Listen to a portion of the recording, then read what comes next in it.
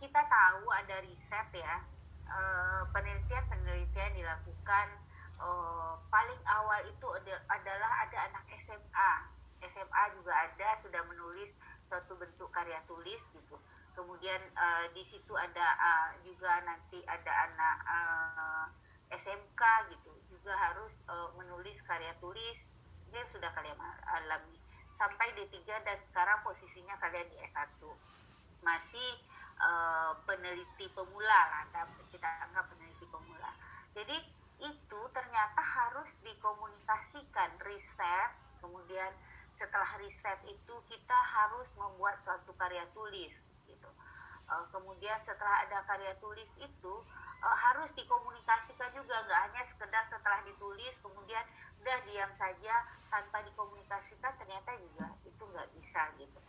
Kemudian komunikasi nggak hanya juga sekedar ini saya bercerita ke anak bimbingan saya bahwa penelitian saya begini begini begini, kemudian ini loh yang saya peroleh, ini itu juga nggak bisa sampai batas itu saja gitu.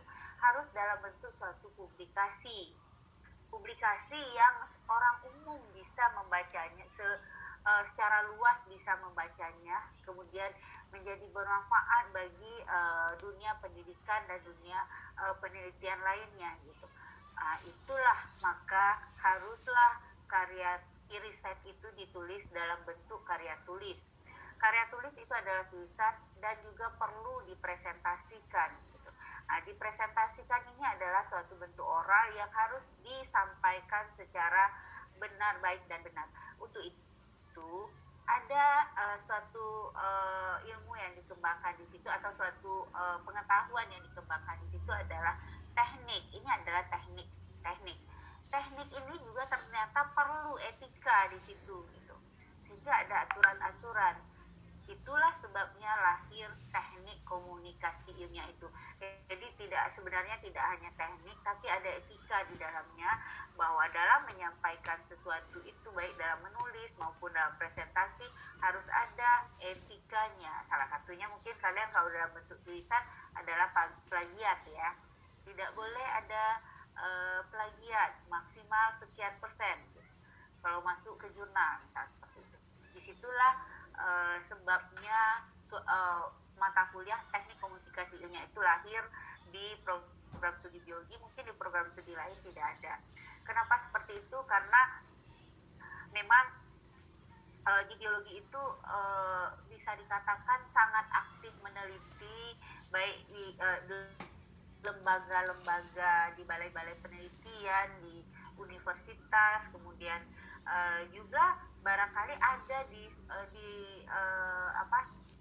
lembaga-lembaga seperti LSM dan sebagainya juga aktif dalam menulis ini gitu. Kemudian setelah harus ada teknik dan etika ini dalam karya tulis ilmiah, baik oral maupun baik itu bentuk tulisan maupun oral, maka kita coba lihat. Ini kalau saya slideshow takut seperti kemarin dia ini ya amburadul lagi gitu. Maka kita lihat bagaimana pentingnya suatu komunikasi atau publikasi. Tadi kan harus ada komunikasi, terus bagaimana pentingnya. Ternyata di sini adalah peneliti atau mahasiswa sekarang posisinya ada di karena yang sedang belajar itu adalah mahasiswa. Kalau kita sudah kamu harus menulis, itu sudah dipaksa kita menulis, dan sekarang jatahnya kalian yang harus dipaksa menulis.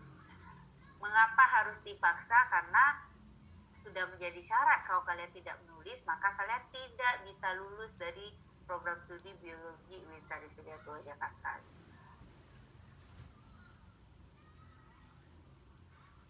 Oke, publikasi karyanya merupakan agenda penting bagi seorang mahasiswa. Tanpa adanya publikasi ilmiah, ya, publikasi ilmiah dalam bentuk karya tulis, dalam hal ini adalah skripsi, maka seorang mahasiswa tidak lulus. Ternyata itu ada aturan yang dibuat oleh negara, terutama di Kementerian Kemendikbud. Jadi wajib ternyata membuat karya tulis. Kemarin dicoba dirubah oleh menteri baru kita, cukup dalam bentuk artikel saja gitu. UIN Syarif Hidayatullah Jakarta masih memegang, dia kan punya wewenang sendiri ya, masih dalam bentuk skripsi gitu. Jadi itu ada aturan undang-undangnya bahwa mahasiswa harus menulis karya ilmiah yang berasal dari hasil risetnya gitu. Itu penting atau tidaknya gitu. Kemudian manfaat hasil penelitian, ternyata publikasi dari karya ilmiah ini agar hasil penelitiannya berdampak pada kebaikan umat dan kemaslahatan umat, ternyata itu harus dipublikasi. Tanpa dipublikasikan maka tidak ada gunanya, tidak ada kemaslahatan bagi umat gitu.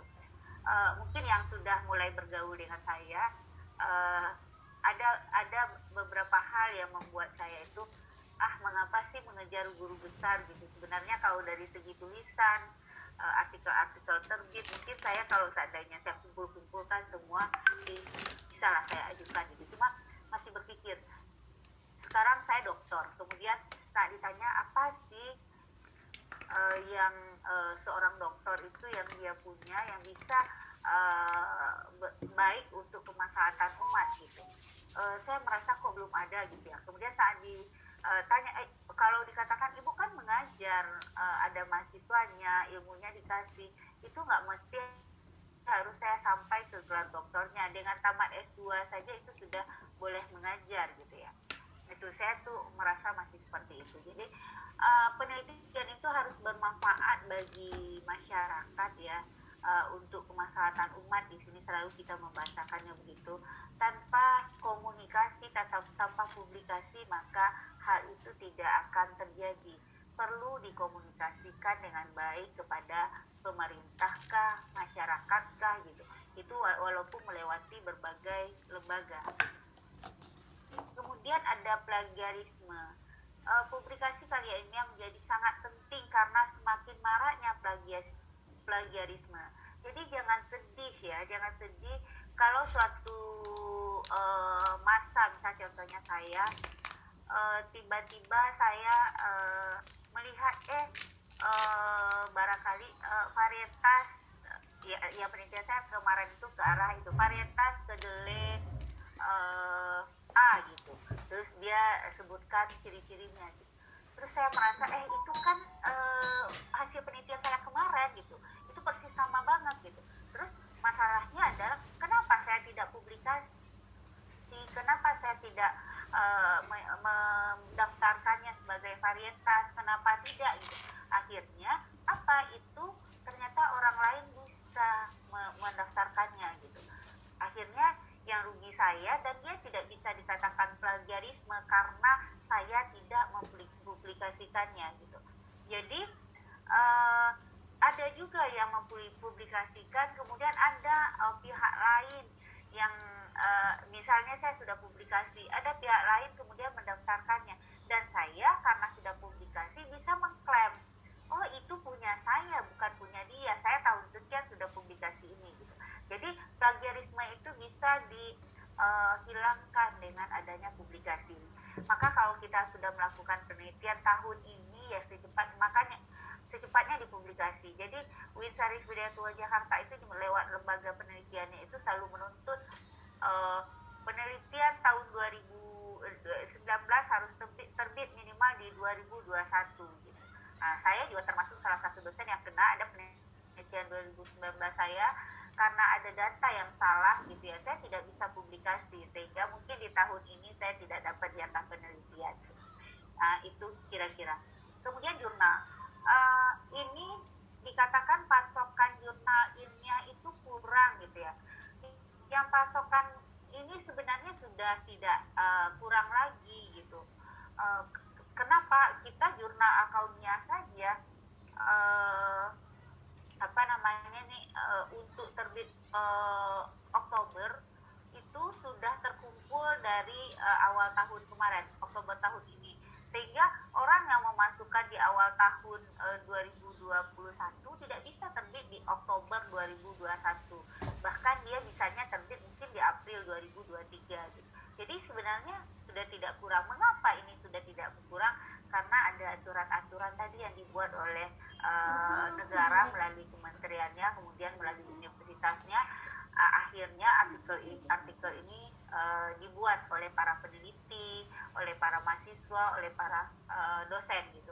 Namun sayangnya kualitas ini yang kurang sekarang. Jurnal sudah artikel sudah banyak, namun kualitas artikelnya kurang. Ini sangat saya rasakan sekali di saat saya sekarang berada di Alkonia ya. Ya Allah, ini tulisannya saya pikir ini mahasiswa S1 saya saja tidak menulis seperti ini gitu. Bahkan kadang saya mereject, ada 5 artikel masuk semuanya saya reject coba. Kemudian ada saking mungkin itu sangat dibutuhkannya suatu teknik komunikasi di suatu universitas gitu. Atau mungkin nanti kita bisa juga peluang bagi kita untuk mengadakan workshop barangkali atau lokakarya dan sebagainya tentang ini. Kalau seandainya mahasiswa misalnya mau mengadakan atau video mengadakan ini khusus untuk mahasiswa sehingga mengundang semua mahasiswa lain, itu bagus juga gitu. Sebenarnya untuk dosen itu sudah sering dilakukan, tapi dalam tingkat internasional, tidak dalam skop untuk jurnal terakreditasi nasional. Kemudian apalagi sih pentingnya sekarang semua universitas, semua balai, semua badan di ranking inilah, ranking itu banyak sekali. Rankingnya ada, ternyata salah satunya adalah publikasi karya ilmiah. Nah, jadi ini dengan banyaknya publikasi karya ilmiah di Scopus, di Interindeks Thomson, kemudian akan terhitung itu di Sinta, maka nanti ranking berapa sih? Uin Syarif Hidayatullah ini berada di ranking 50 nggak ya di Indonesia? Sepertinya tidak gitu. Kita jauh berada di bawah. Tapi di PTKIN kita sempat di ranking 1 gitu. Kemudian terkalahkan oleh UIN Bandung. Nggak tahu saya sekarang kita berada di ranking berapa. Jadi itu sebabnya sangat penting dilakukan mata kuliah, diberikan mata kuliah komunikasi ilmiah itu, dan penting dilakukan komunikasi atau publikasi untuk hasil penelitian. Ini jadi ilmu pengetahuan atau pengetahuan kita peroleh lewat penelitian tanpa adanya komunikasi dan sharing ini yang benar juga ya, tidak hanya sekedar sharing bercerita gitu, itu tidak akan menjadi suatu pengetahuan yang bermanfaat untuk kebahagiaan umat manusia. Jadi tidak akan meningkatkan perekonomian bangsa, tidak akan meningkatkan juga perekonomian peneliti itu sendiri gitu. Coba kalian bayangkan, bisa meningkatkan ekonomi saya nggak? Kalau nggak salah UIN Syarif Jakarta itu jika terbit di jurnal internasional terindeks Scopus itu dikasih uang 20 juta gitu. Nah, itu meningkatkan ekonomi secara pribadi saya juga kan gitu. Kemudian banyaknya tulisan yang terbit, kemudian saya jadi guru besar ya, itu juga ekonomi gitu. Tapi secara keseluruhan kita lihat itu semuanya adalah untuk kesejahteraan, untuk meningkatkan predikat negara, untuk ekonomi negara, untuk menyelesaikan permasalahan negara, untuk menyelesaikan permasalahan masyarakat, lingkungan, sehingga ilmu pengetahuan atau riset yang kita lakukan itu berguna. Jadi harus dikomunikasikan, harus di-sharingkan, tapi melalui teknik dan etika yang benar. Sampai di situ ada yang ditanyakan? Belum, Ibu. Belum, Ibu. Kemudian ada macam-macam komunikasi ilmiah. Sebenarnya katakan ini Ibu kok poster komunikasi ilmiah sih gitu.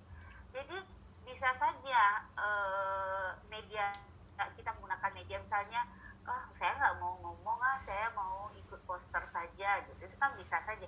Saya buat poster saja, saya buat baliho saja, saya buat pamflet, banner dan sebagainya, itu bisa. Kemudian yang paling penting ini yang atas ini mungkin kalian sebagai anak muda tuh bagus ya. Saya hasil praktikum juga bisa kan kalian bentuk dalam hal seperti ini. Dulu Pak Irawan kalau nggak salah tuh suka tuh hasil praktikum mikrobiologi teman-teman dulu, tapi saya sekarang sudah jarang ke lab ya. Itu sering dibuat poster gitu, kemudian nanti ditempel di lab gitu. Nggak tahu sekarang masih ada atau enggak gitu, tapi yang terpenting sekarang yang diutamakan sekarang itu selain yang adalah yang nomor 2 di bawah. Jadi yang ke atas itu boleh kreativitas kalian sebagai anak muda itu sangat bagus. Tapi yang penting adalah sebagai seorang peneliti gitu ya, harus ada jurnal dan proceeding. Diwajibkan oleh Kemendikbud juga harusnya sudah minimal untuk lulus itu sudah aseptif artikelnya di jurnal, nggak mesti harus terakreditasi, pokoknya dia sudah submit dan diterima di jurnal itu sebenarnya aturan itu sudah ada dan beberapa universitas itu sudah menggunakannya, tapi kita UIN Syarif Hidayatullah Jakarta masih belum gitu. Bahkan mungkin ada beberapa dosen pembimbing yang mewajibkannya. Ada nggak kalian yang sudah daftar bimbingan kemudian ada suatu bentuk kontrak tidak tertulis dengan pembimbingnya, ini harus ditulis nanti dalam bentuk artikel dan harus disubmit. Sudah ada belum?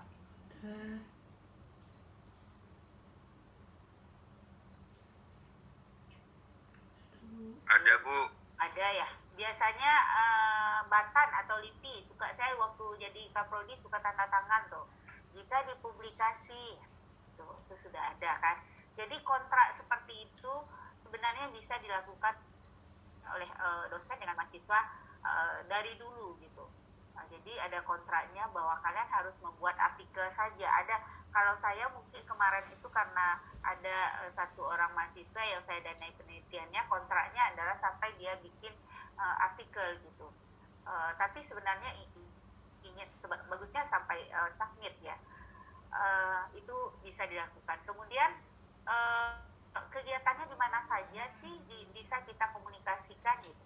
Itu di seminar, kalian sudah tahu, di konferensi, kemudian di FGD juga bisa talk show, bisa dan lain-lainnya, banyak kegiatan yang bisa menyampaikan ini. Atau sharing ilmu dan sebagainya, itu kan banyak ya kegiatan-kegiatan yang dilakukan oleh mahasiswa, dosen, peneliti dan sebagainya. Bahkan kemarin dalam rangka ulang tahun Kementerian Pertanian, semua balai-balainya itu mengadakan seperti perayaan apa gitu dari awal tahun, dari selama seminggu itu mengadakan workshop, mengadakan coaching, kemudian mengadakan seminar, walaupun bentuknya itu webinar. Saya merasakan itu kok kesannya meriah sekali, padahal kita hanya di rumah online, tapi melihat kegiatannya mereka yang padat, seakan-akan saya berada di situ gitu. Jadi ada coaching, seakan-akan saya sedang diajarkan untuk melakukan ini. Kemudian ada workshop, sedang ada kerjaan gitu. Kemudian ada seminar dan ada pemateri utamanya gitu. Itu sangat senang sekali saya mengikuti kegiatan itu. Karena saya lebih kepada keilmuan saya itu ke arah-arah pertanian gitu, saya sering mengikuti itu, dan ke arah-arah molekuler itu juga sering saya ikuti gitu. Terus kemarin juga sempat ada pelatihan itu internasional ya, dia pelatihan NGS itu juga seminggu, karena saya ikutnya jadi kegiatannya dimulai 8:30 malam gitu. Itu juga senang sekali. Juga ada ternyata orang Indonesia sebagai tutornya di sana, jadi kita diajarkan tentang molekuler gitu. Itu sangat senang sekali saat saling berbagi, berkomunikasi ilmiah itu dengan baik gitu. Di situ sangat terasa bahwa memang ilmu pengetahuan itu bisa dituntut dari ayunan sampai ke liang lahat, bisa dituntut dari sampai ke negeri Cina gitu. Itu terasa sekali. Jadi dampak dari COVID ini sangat ada untungnya, walaupun mungkin banyak ruginya barangkali ya, tapi kita untuk memperoleh ilmu pengetahuan sekarang gitu ya, tidak mesti harus bayar, kita bisa ikut kajian dalam sehari itu, kita bisa ikut kajian, seminar, sangat banyak sekali, banyak ilmu yang bisa kita peroleh gitu. Kebetulan pada masa-masa seperti ini saya banyak melenceng dari ilmu saya ikut beberapa seminar yang bukan jauh dari keilmuan saya gitu, itu sangat menambah pengetahuan saya gitu.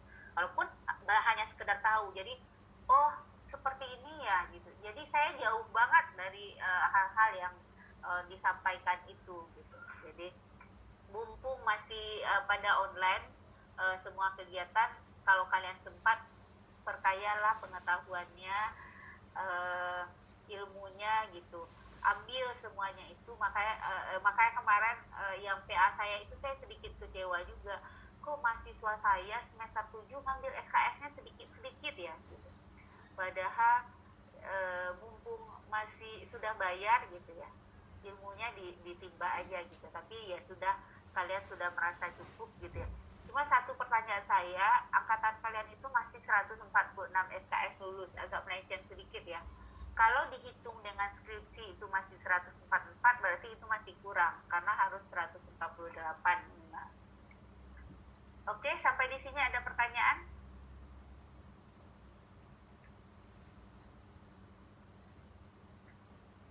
Jadi sebelum masuk ke berikutnya itu adalah materi, saya ingin bertanya, tolong ditulis di kertasnya masing-masing, ada kertas atau enggak ada HP, kendala dalam komunikasi ilmiah.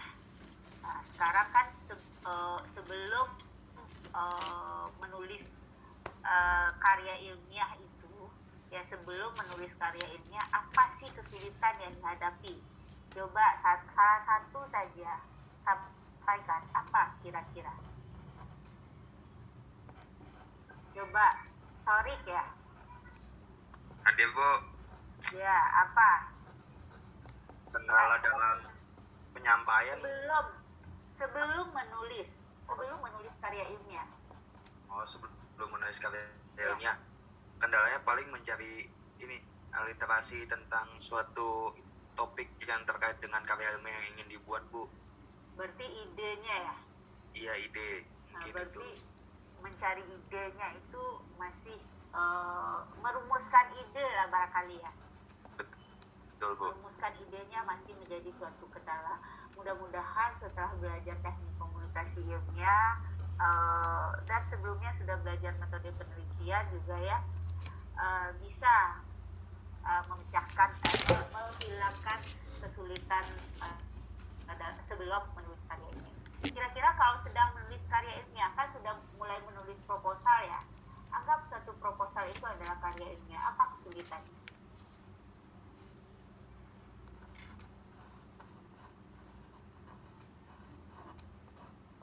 Ini masih saya yang jawab apa udah yang lain lagi, Bu?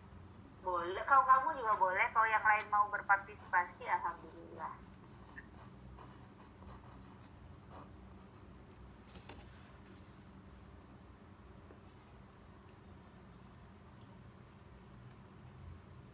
Apa kira-kira?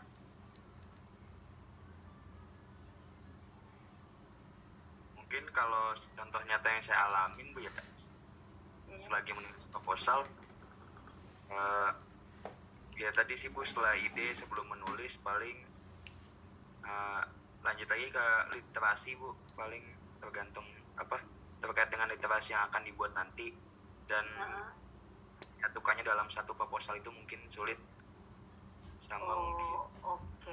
Berarti dari proposal itu juga sih, Bu. Berarti membuat kerangka ilmiahnya ya? Mungkin iya, kalau bisa diekspresikan seperti itu. Ya, jadi karena ini memang perlu, kita harus buat kerangka dulu, kerangka ilmiahnya, sehingga setelah kita buat kerangka, kemudian baru bisa kita kembangkan menjadi suatu artikel gitu kan. Jangan sampai harusnya kesimpulan kita tulis, harusnya hasilnya pembahasan kita tulis di kesimpulan, kan bisa saja ya seperti itu kan. Tapi jika kita punya kerangkanya, itu akan sangat bisa ditulis dengan baik. Dan saya lihat ke mahasiswa beberapa ya mungkin hampir sebagian gitu ya, pengembangan idenya sudah bisa. Kalau sudah dapat ide kemudian ingin dikembangkan idenya, itu sudah bisa, walaupun ada batasan-batasan, masih ada keterbatasan kalian itu gitu. Cuma menuangkannya dalam bentuk tulisan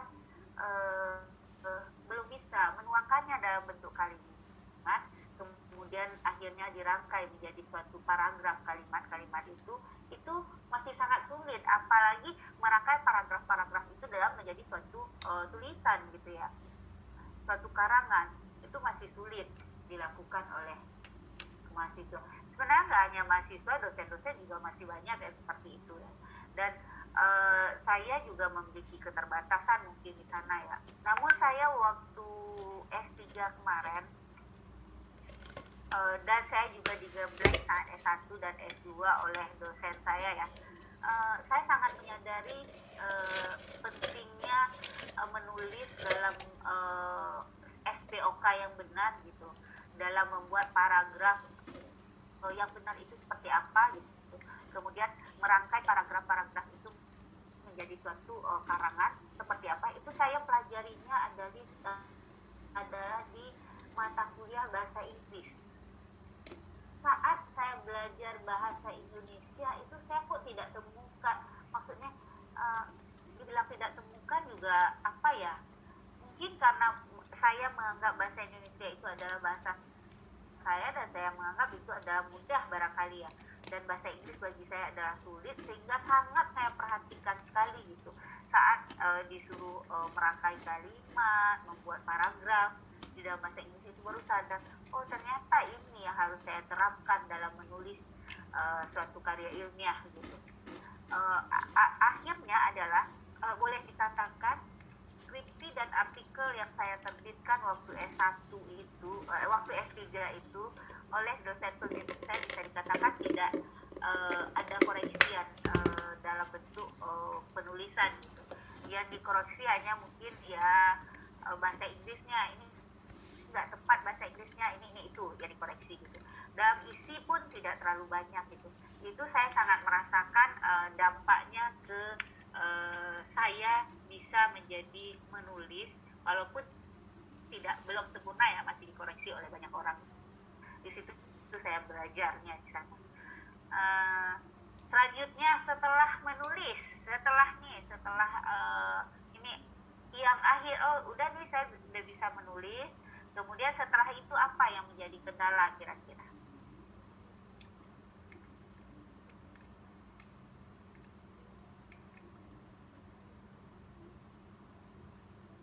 Ada lagi yang mau menjawab?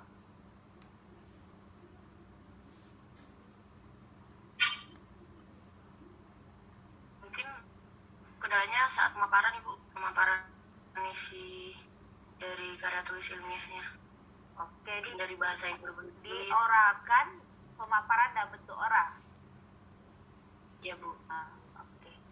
Ya itu juga kendala, bisa menjadi kendala juga dulu bagi saya. Sekarang juga mungkin bisa dapat kendala.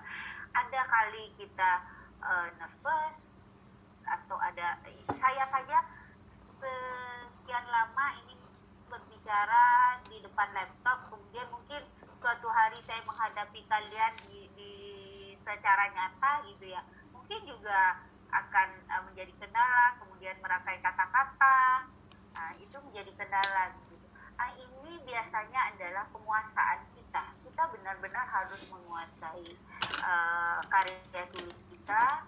Kemudian kapan perlu bukan berarti menguasainya, bukan berarti ya tadi di mana letak kata ini kita tempatkan gitu ya. Itu saya